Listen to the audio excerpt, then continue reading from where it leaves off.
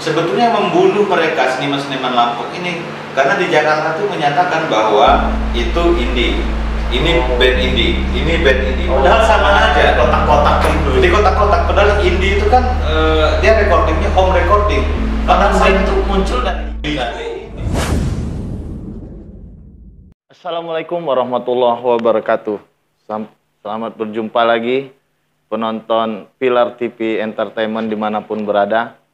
Saat ini saya sudah bersama salah satu politisi muda, anggota DPRD Provinsi Lampung, anggota Komisi 5, yang punya banyak aktivitas di luar aktivitas politiknya sebenarnya. Dia pemilik DRB Record yang banyak mengorbitkan artis-artis yang dari daerah, yang sekarang udah banyak mewarnai musik di Lampung dan di Indonesia. Dia juga sangat intens dalam kegiatan sosial, bahkan pernah saya bersama beliau. Dia selama perjalanan sibuk mengurusi orang-orang sakit yang disalurkan ke rumah sakit. Dan beliau juga sekarang ini sekretaris fraksi Partai Demokrat, Bang Denny Ribowo. Oh ya, oke. Halo. Nah, Bang Denny Ribowo ini salah satu politisi muda yang saat ini berada di Komisi 5 dan banyak bergelut dengan persoalan-persoalan rakyat, baik itu di bidang kesehatan, pendidikan, dan yang lainnya. Apa kabar Bang Denny? Ya, baik, sehat Bang Niko. Tambah cerah aja nampak. Waduh. Karena ada di studio ini makanya cerah. Iya.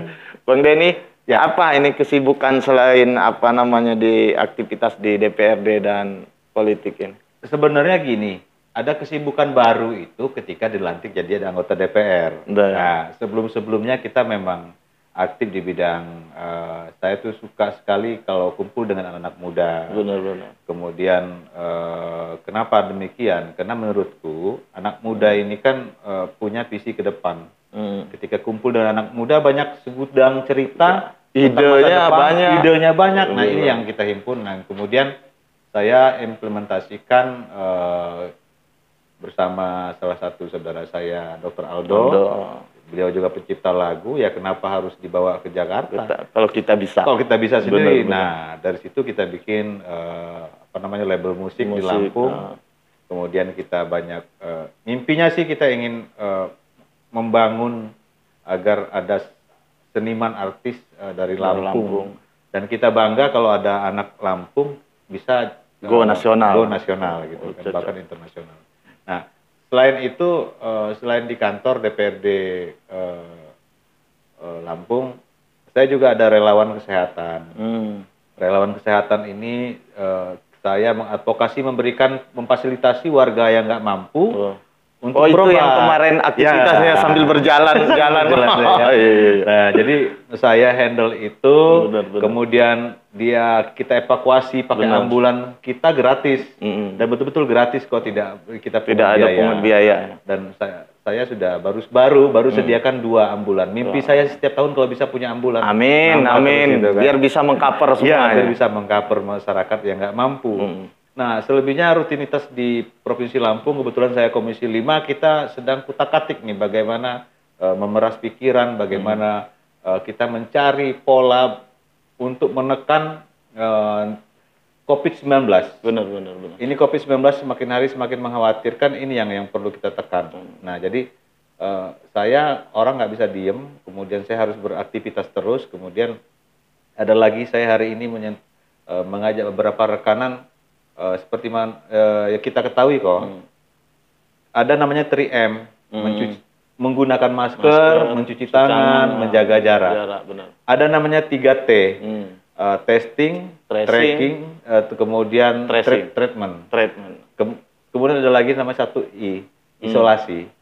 Kesemuanya ini itu yang melakukan itu sebetulnya semua udah tahu. Kemudian treatment, testing, tracking ini yang dilakukan oleh pemerintah. Nah, ada satu hal yang lupa. Misal ada tetangga Miko yang kena COVID-19. Kemudian tetangganya ini kan dia harus isolasi mandiri di rumah. Benar. Nah, ada nggak yang nyuplai makanan? Pengawasannya. Iya, ada nggak yang nyuplai sembako, kebutuhan dia? Kemudian mau nggak warga sekitar ini terima apabila dia Diisolasi mandiri. Iya, dia ke warung gitu, habis beras di rumahnya ya, 2 minggu. Gimana Dia dia mau keluar belanja mau nggak ya kan? belanja? Atau ada nggak Gojek yang mau terima gitu kan? Duit dia belanja apa? Nah, kan nggak mungkin. Benar. Saya ingin menggagas mau membuat sebuah komunitas yang kita khusus relawan peduli menyuplai kepada pasien-pasien COVID-19 yang isolasi mandiri. Benar. Ini nggak terpikirkan malah sama pemerintah. Nggak terpikir. Harusnya kan jadi tugas pemerintah. Harus jadi tugas pemerintah. Suplainya, susunya. Nah, saya pikir nggak banyak lah.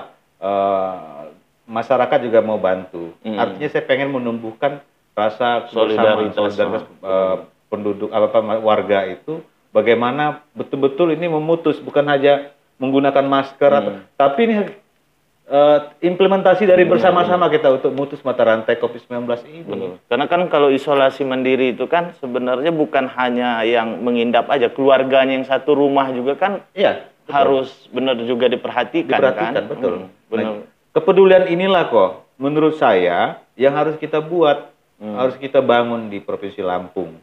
Misal si A dia sedang isolasi. Jadi kita nanti mungkin bisa kerjasama dengan tim gugus tugas mana-mana aja alamat yang isolasi mandiri. Itu kita supply sembako, sayuran, buah-buahan, susu, vitamin. Komunitasnya udah mulai dibentuk ini. Akan kita bentuk.